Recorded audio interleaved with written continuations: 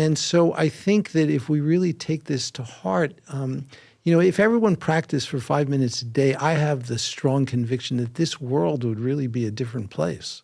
Oh, absolutely. I think the challenge is convincing people, and that's, you're doing it. We're trying to do that little by little. I mean, for a zero cost tool, it's just outsized positive effects. I think most people come to the table because it will lower their blood pressure. They hear that it will reduce their stress, maybe make them more effective, make them smarter, sleep better.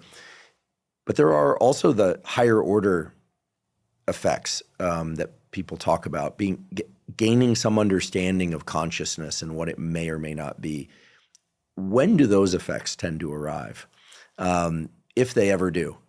Right? Is it true that by meditating, by getting out of the stimulus and response and just watching one's thoughts and not responding to them and just non-judgment, that we can actually gain some fundamental insight into how our minds work?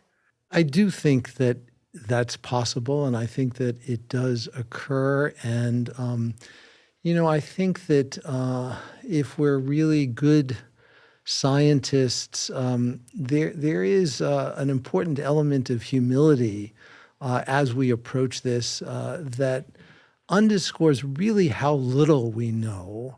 And I think that these kinds of practices help us tap into something that I think is part of what it means to be a human being.